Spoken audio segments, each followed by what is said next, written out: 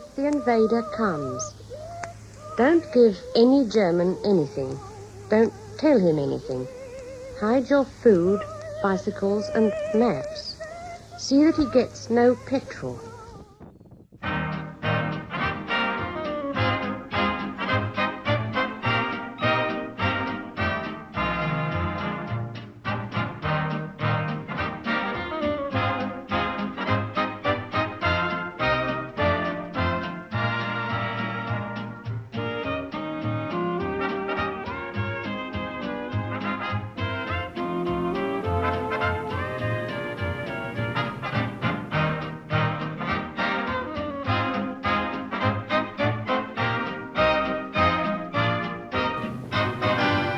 When Britain is in danger, when trouble's in the air, we all forget our squabbles, its trespassers beware. The nation is united when danger looms in sight.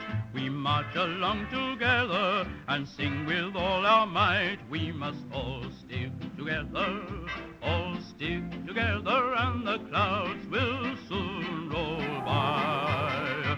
We must all stick together, never mind the old school tie. United we shall stand, whatever may befall, the richest in the land, the poorest of us all. We must all stick together, birds of a feather, and the clouds will soon roll by. We must all stick together, and the clouds will soon roll by. We must all stick together, never mind your old school time. United we shall stand, whatever may befall, the richest in the land, the poorest of us all. We must all stick together, birds of a feather, and the clouds will soon roll by.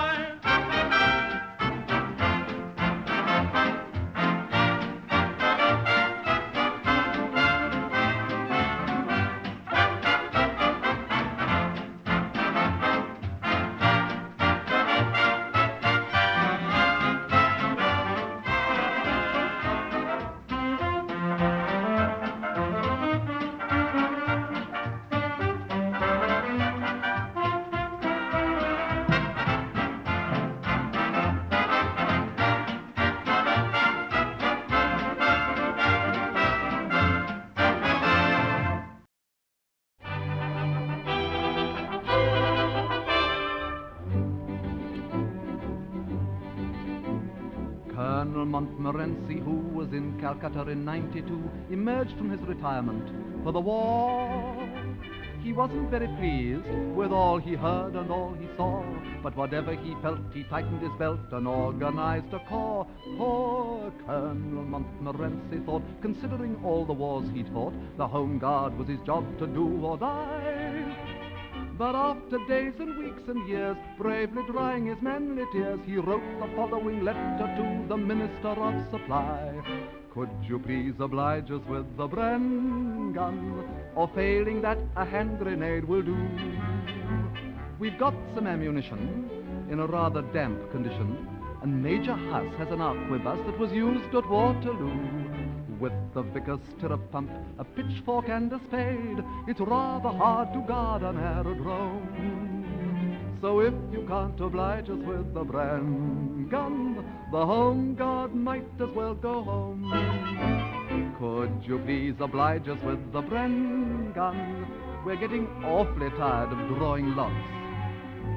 Today we had a shipment of some curious equipment, and just for a prank they sent us a tank that ties itself in knots.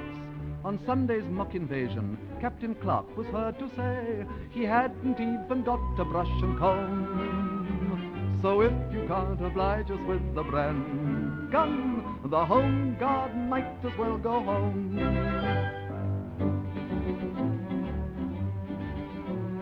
Colonel Montmorency planned, in case the enemy tried to land, to drive them back with skill and armored force. He realized his army should be mechanized, of course, but somewhere inside, experience cried, my kingdom for a horse. Poor Colonel Montmorency tried at infinite cost of time and pride to tackle his superiors again. Having just one motorbike, 14 swords and a marlinspike, he wrote the following letter in the following urgent strain. Could you please oblige us with the Bren gun? We need it very badly, I'm afraid. Our local crossword solver has an excellent revolver. But during a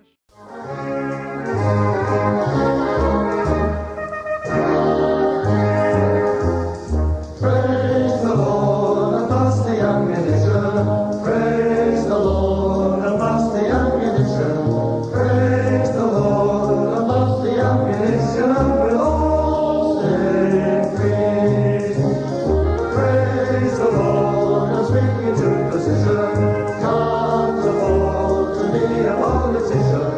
Praise the Lord, we're all between position and the deep blue sea.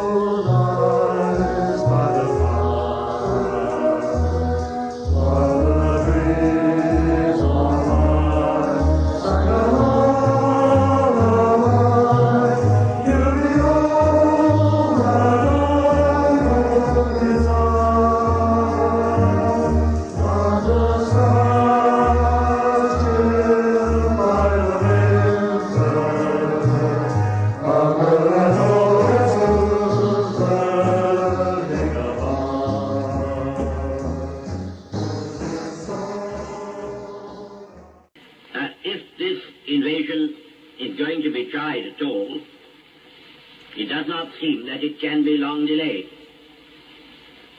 The weather may break at any time.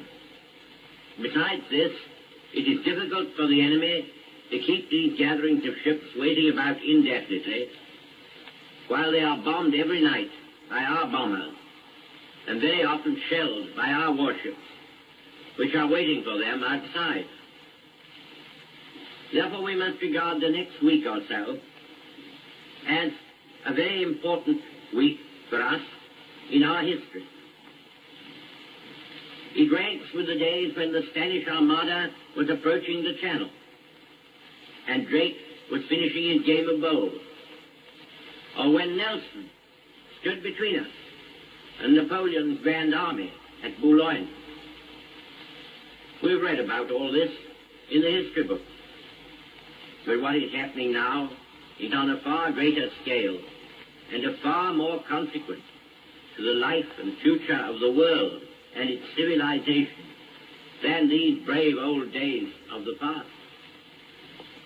Every man and woman will therefore prepare himself to do his duty, whatever it may be, with special pride and care. Our fleets and flotillas are very powerful and numerous. Our Air Force is at the highest strength it had ever reached, and it is conscious of its proved superiority, not indeed in numbers, but in men and machines. Our shores are well fortified and strongly manned.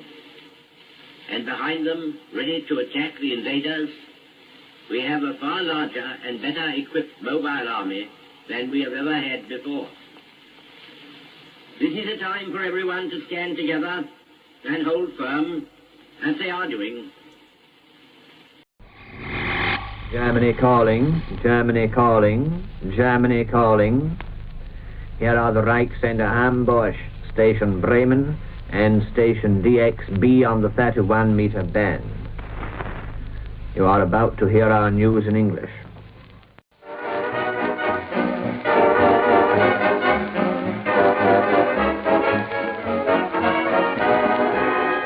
You can't stop me from kissing you. You can't stop me from cuddling too. You can treat me mean, honey, that's alright, but I'll get even with you tonight, 'cause you can't stop me from dreaming. You can't stop me from holding hands. Make me listen to your commands. You can say no, no, honey, that's alright, but I'll get even with you tonight, 'cause you can't stop me from dreaming. From 1 o'clock till 9, I'll dream you're mine. I'll steal a kiss. See what you're gonna miss. You can't stop me romancing you. You're the boss now, but we're not through. You can turn me down, honey, that's alright, but I'll get even with you tonight, 'cause you can't stop me from dreaming. I'll dedicate this to England. Germany is beating you. You deny it, but it's true. You tell the world that you're all right, but the German blockade is holding you tight, and all your ships are sinking. You can't stop the Germans. You're in their hands. You'll have to listen to their commands. Keep on denying German victories, that's all right. The Germans get even with you and fight. They're wide awake, and they're not dreaming. Your idea divine to march to the Rhine didn't come true. Oh, you must be feeling blue. You can't stop Germany from beating you. Germany is the boss now, and you are through. You've double-crossed many countries, all right, but Europe gets even with you and fights. Mr. Churchill and your politicians are dreaming.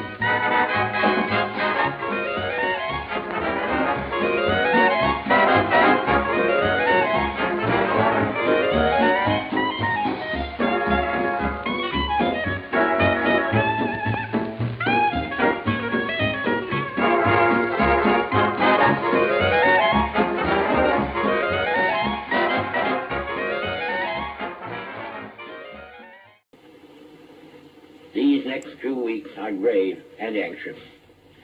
I said just now in the public session that the deployment of the enemy's invasion preparations and the assembly of his ships and barges is steadily proceeding, and that at any moment a major assault may be launched upon this island.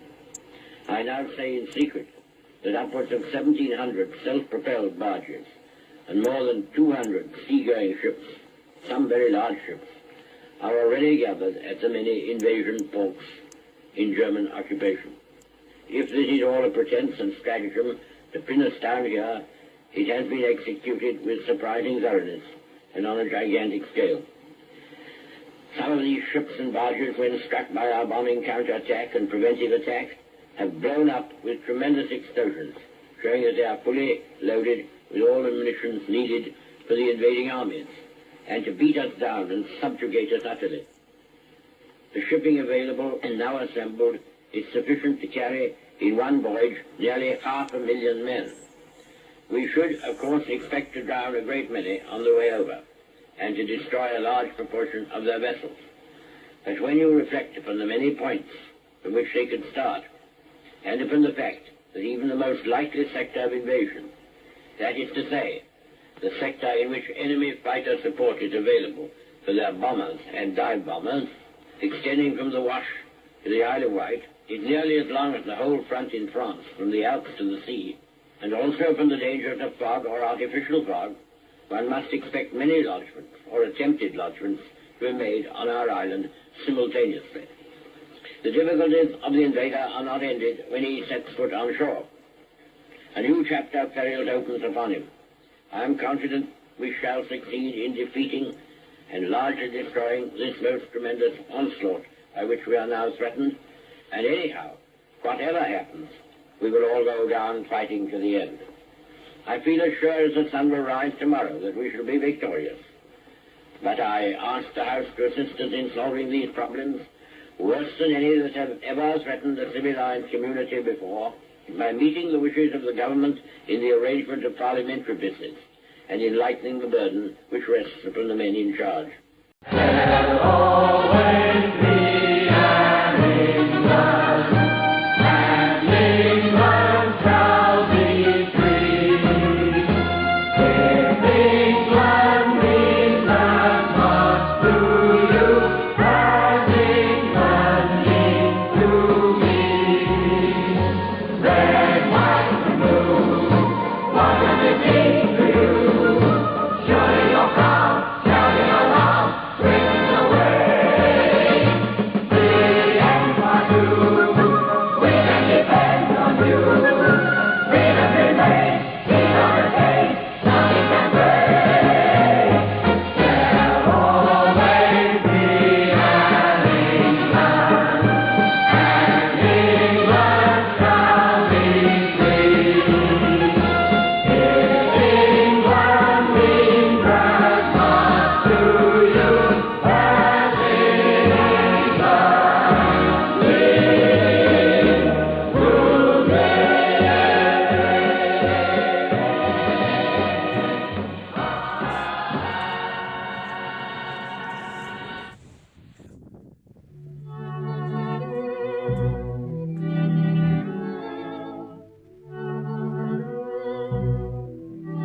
me. This is the land where I was born not so long ago. This is the land that's troubled now with worry and with woe. There was a question pounding my brain, what to do, what to do, when out of a dream the answer came into view. I saw a peaceful old valley with a carpet of corn for a floor, and I heard a voice within me whisper, this is what I'm hiding for. I saw a little old cottage and a river that flowed by the door, and I heard a voice within me whisper, this is what I think for. Didn't I build that cottage? Didn't I plant that corn? Didn't my folks before me fight for this country before I was born? I gathered my loved ones around me, and I gazed at each face I adore, and I heard that voice within me thunder, this is what I think for.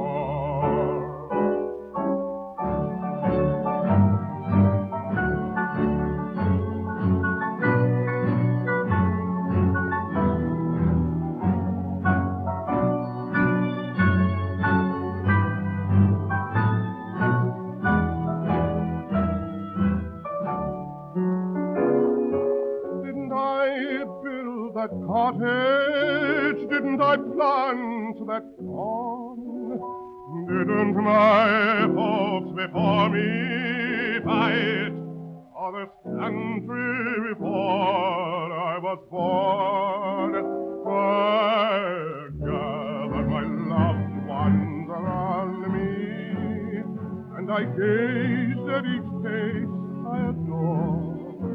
And I heard that voice within me thunder,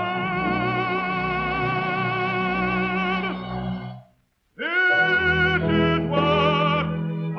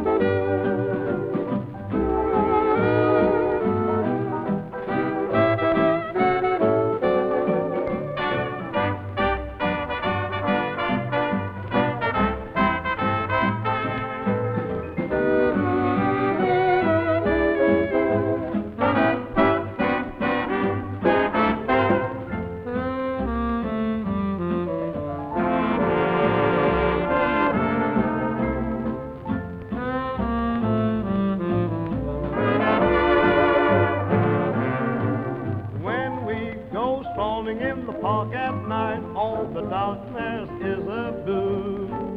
Who cares if we're without a light? They can't black out the moon. I see you smiling in the cigarette glow, though the picture fades too soon. But I see all I want to know. They can't black out the moon. We don't grumble. We don't worry about alarm. Oh, when you stumble right into my arms. And when you kiss me, don't you realize that my heart's like a big balloon? And like the love light in your eyes, they can't black out the moon.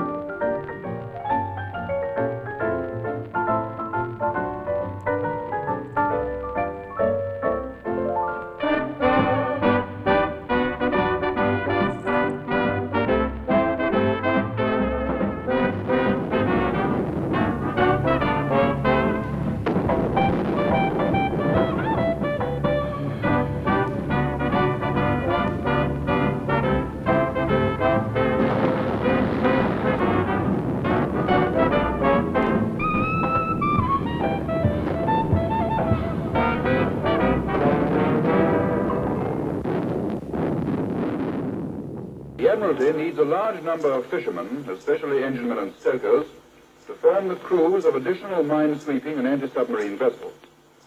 The age limits are 18 and 45, and volunteers should, if possible, have had not less than 1 year's experience in deep-sea fishing vessels, but men with a satisfactory general experience may also be accepted. Application should be made to the nearest registrar, Royal Naval Reserve, who will be found at the Mercantile Marine Office or Customs House.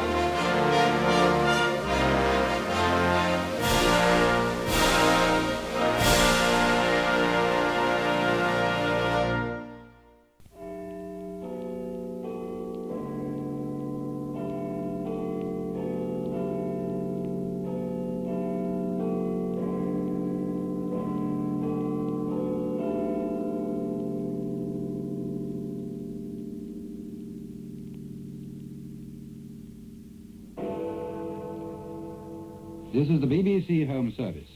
Here is the Midnight News, and this is Alvar Liddell reading it.